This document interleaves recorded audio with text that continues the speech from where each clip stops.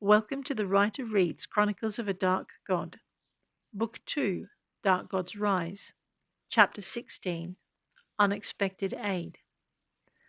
Alessia was barely aware of Raomar's arms around her, nor did she resist when he drew her onto his lap, or feel Sindra drawn down beside her. She raised her head, with eyes only for the distant vision of Walshira. Walshira. Her lip curled. Your name is mine to command. But the vision held her in its thrall, and she was forced to watch as he shifted into the form of a great wolf and tore her goddess apart. As soon as the goddess's remains fell, he shifted into the rolling cloud he preferred and tried to soothe the goddess's fluttering essence. Half in horror and half in grieved disbelief, she watched as he beckoned it, his attempts to calm the tiny golden form only serving to alarm it further. A sob escaped her, and Raomar tightened his hold on her, as if the firmness of his grip could do anything to help. A distant point of light drew her attention, and she froze, holding her breath as it swept through the temple wards, shattering them into 1,000 glittering points. The incoming light flared, its glare expanding to encompass the shattered wards, the snarling wolf, the terrified spirit, the remnants below. It fragmented Walshira's cloud and the amorphous mass that followed, then filled her vision with a blinding light that obliterated all detail. When her gaze cleared, she knew she was in Raomar's arms, and that Sindra crouched beside her, wonderment in her gaze. "Did you see them?" Sindra whispered in awe-touched tones. "Did you see them come for her?" Alessia shook her head. "I only saw the light," she replied. Sindra shook her head in disbelief. "You did not see the others come?" she asked. "You did not see the winged beasts they rode, or the weapons they used to shatter the wards?" From her tone of voice, the girl couldn't believe her mistress had missed any of it. She turned to Varan. "Did you see it?" she insisted, nudging him with the toe of her boot. "Did you see them come for her?" Varan raised his head, meeting her gaze with shining eyes. "I saw them," he said, his soft tones filled with joy. "And I saw the ones that followed after." He turned to Raomar, his smile fading. "We cannot afford to lose this battle, High Priest." He paused as though wanting to elaborate, but only ended up repeating what he'd said. "We cannot afford to lose." Raomar took in the seriousness of his gaze and nodded. Magic stirred the air around the child, its threads brushing those closest with static. Alessia's response was instantaneous, and Raomar moved with her, reaching out to grab Sindra and drag the girl with them. "What?" the girl asked. "It is nothing," Alessia replied, her tone belying the truth of her words, her gaze not leaving the boy. "Be calm, Varan. We will not lose." "No," Raomar agreed solemnly. "We will not." He pulled Sindra and Alessia behind him, passing them back to Grunwald and Brianda. Without raising his voice, he added, "Raranath, we need to reach your haven soon. The boy—" A sharp intake of breath revealed the shape-shifting mage had seen their predicament. "Aye," he said, his magic-flecked eyes meeting the concern in Raomar's amber gaze. "Aye, we must." He opened his mouth to say more, but the earthen ramparts shook as something thundered into them, and a roar took all other sound away. The companions froze, unsure what to do next. The roar came again, and again the walls shook. "My dear Lord Staravan," Raomar whispered, hearing the nearby mages using the name of their newly dead goddess. It was Alessia who responded to the unseen threat. She stepped toward the wall, away from her companions, letting the wild lightning of her magic rise to crackle all around her. "Mistress," Varan whispered in protest. "Mistress," Varan whispered in protest, but Alessia did not seem to hear him. The young apprentice took a stumbling step toward her, but Brianda moved thief quick and pulled him back. "Don't touch her," she hissed. "Her magic will destroy you." "But," Varan protested half in panic, "she'll destroy herself if she draws too much more. I can see the magic, burning her at the edges." His voice rose high with worry. "She dares too much." He is right, Raraneth agreed, taking a step toward the wizardess and extending his hand. She must be stopped. Raomar didn't see what would have happened if the shape changer had tried to grab Alessia through the lightning, because the earth berm split in front of her, revealing an earth weird larger than any they had faced before.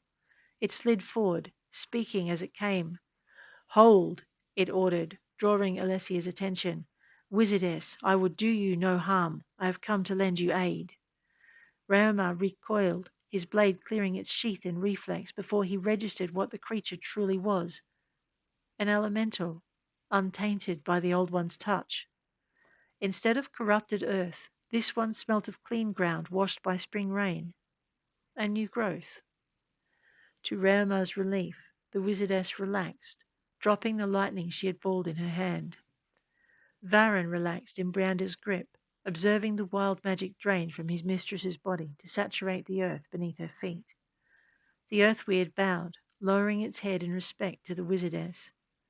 You have come a long way, Mistress Mage, it said, and I have brought companions to carry you and yours to the sanctuary of Criacole.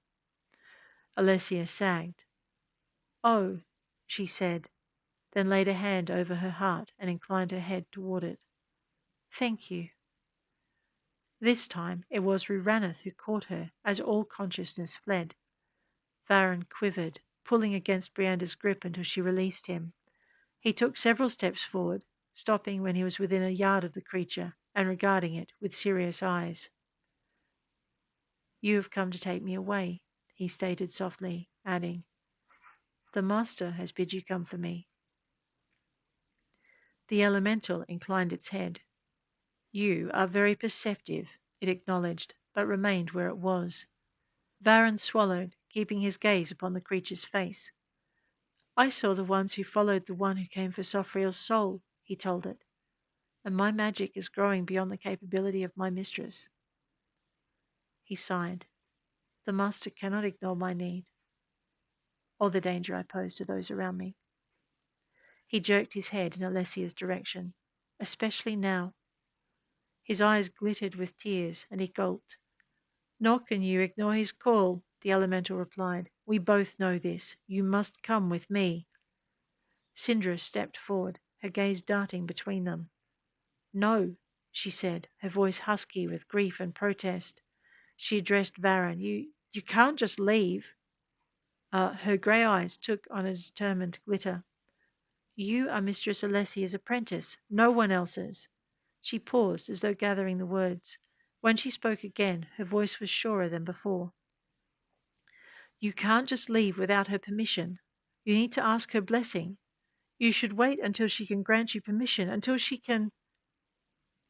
Her voice clogged with tears and she stopped, even if her eyes continued pleading with the boy to stay. Varen shook his head and took another step toward the elemental. I'm sorry, Sin, but I have to go. He glanced down at his arms as if only just noticing the glitter of power sheening them. If I don't. He paused, and the elemental continued where he left off. The boy is correct, it said gently, and your mistress would have given both blessing and permission. She knows the danger her apprentice presents with his untried power, as untrained as it is, and she knows he is beyond her ability to assist. And this master? Syndra's voice trembled. A legend, the elemental told her, but true nonetheless, and the only one who has any chance of helping the boy master his ability. It cocked its head as though listening to a distant voice, then tilted it the other way, turning its attention to her face. And you, it continued, will one day understand what I now say, and will one day be grateful I did not wait for her to wake. You will see the apprentice when he has gained the maturity of his power and the mastery of it, and all your doubts will vanish. Turning to Raomar, it bowed its head. I must go, it said, glancing at Varen. With your permission? Raomar inclined his head. Go in peace, he told it, and see your master trains this young man well. The elemental snorted. If he does not, the entire world will suffer, it replied, before returning to Varen. Come, apprentice, It will not do to keep the master waiting. Baron took a half step forward, then paused to look around at the faces of his companions. A quiver ran through his body as though he was on the verge of running to Sindra and wrapping his arms around her waist, but he stopped.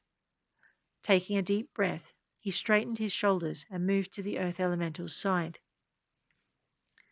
As he approached, the creature's skin rippled, morphing into a saddle as its serpentine body grew 4 legs, and it took on a more reptilian aspect. Again the boy paused, and again he sighed, grasping the pommel and stepping into the stirrup. When he had settled himself atop its back, the elemental inclined its head to Raomar and the apprentices. I regret I cannot wait, it said as its gaze fell on Alessia, but we have no more time. Raomar caught the faint glimmer of magic building around Varen's mounted form, and silently agreed. Whatever power the boy had, and whatever master had called him, he couldn't help feeling they walked the knife edge of disaster. He raised his hand in farewell, aware of Sindra doing the same. Varen swept them with a cool gaze and inclined his head in a single solemn nod, and then gripped the saddle. "I am ready," he said. The earth elemental wheeled away, its form rippling through the trees and its farewell drifting back to them through the night. "Fare thee well." Varen's whispered goodbye came to them as if on a trick of the air, but Raomar knew better. The boy was more powerful than any of them had suspected, if he could control the wind like that. Raomar turned to continue his journey, only to be stopped as the ground rippled in the gap the elemental had created. Moving forward so he stood between his companions and the wall, he was not surprised when Grumwell stepped into a place a little ahead of him. The surprise came when Brianda moved to join the Northmen. So soon, he thought as she surveyed the rippling wall. "Stay your hands," he ordered as another earthweird rose from the ground, and Grunwald and Brianda froze. Both held weapons, Grunwald with his axe raised to strike, and Brianda with her sword and dagger poised for attack. Neither put their weapons away. The creature paused long enough to see it was in no danger, then continued extruding itself from the forest floor, and Raomar was relieved to note that it, too, smelt of clean earth. It wasn't hard to guess why it had come. "You've come to carry us to Criocole?" he asked the first beast, as 2 more rose behind it. It dipped its head in agreement, its form doubling in size. "I have," it rumbled. "I and my companions." It surveyed them, its gaze flowing over them in an almost tangible wave and coming to rest on Ruraneth, who cradled Alessia's unconscious form, and Zareen, who stood half hidden behind him. "Come, shape changer," it instructed. "I will bear you and the wizardess." It indicated its companions with a shift of its head and looked from Zareen to Sindra. "The apprentices Zareen and Sindra will ride my brother's back." Again its gaze shifted, this time to take in Brianda and Ghost. It jerked its head toward the elemental at its other side. "The Bloodthorn and Half Moon shall ride with my sister." It inclined its head toward Raomar, tilting it slightly to include Grunwald. "And the priest and his pillar shall ride the last of us." It cocked its head, indicating the shadow form of a third elemental. The creature had risen silently behind it and did not turn to acknowledge them, but kept its gaze on the forest. "He who waits beyond the rift for us to stop blocking the way." The elemental rippled forward, sliding through the softly undulating earth until it halted beside Ruraneth. Raomar walked beside it, taking Alessia from the wizard's arms. "Shape changer?" he asked. "That sounds like you do more than disguise yourself as a squirrel." His tone invited Ruraneth to explain, and the wizard sighed. "There is much I'd have revealed once we were better acquainted," he admitted, releasing his hold on the wizardess before sliding into the saddle newly formed on the earth elemental's back. "You already know I have the form of a squirrel. Let that be enough for now." Raomar nodded, waiting until Ruraneth had settled himself in the saddle. "Ready?" he asked, and raised Alessia so the mage could once again take her in his arms. To both their relief, the elemental shifted form, forming ridges of earth to support some of the woman's weight. It felt Ruraneth tense. This arrangement does not suit? It asked, and the mage hastily shook his head. It suits me fine, he told it. You just startled me, is all. Seeing Alessia safely settled, Raomar relaxed and looked around. His gaze rested on Brianda. I'll help Bloodthorn and he frowned. Who is Half Moon? The earth elemental bared its teeth in amusement, showing granite flecked with glittering pieces of mica. The gleam of its teeth reflected in the speckled gold and silver of its eyes. You call her Ghost, it said. Half Moon is the name of her clan. And Ghost? Roma asked. The name given by the man who found and took her from the street, the elemental explained. But Half Moon is a tribal name, Raomar said, unease spreading a vague coldness through his gut. Indeed, the elemental replied, its smile fading. From the high-stepped plains of the Argosian mountains, and a matter we do not have time to discuss. The Argosian mountains. Raomar pressed his lips together, narrowing his eyes as he took the information and processed it. He watched as the second elemental, the sister of the first, dropped lower to the ground so Brianda and Ghost could mount. Warmth closed in beside him, and he glanced up to see Grunwald hovering protectively, axe still half poised. He raised his hand, and the Northman shivered as he laid his palm on his forearm and gently pushed it down. Be at ease, my friend, he said, and the Northman slung his axe. After that, they mounted in silence, and the elemental who had greeted them led them from the path and through the encroaching trees.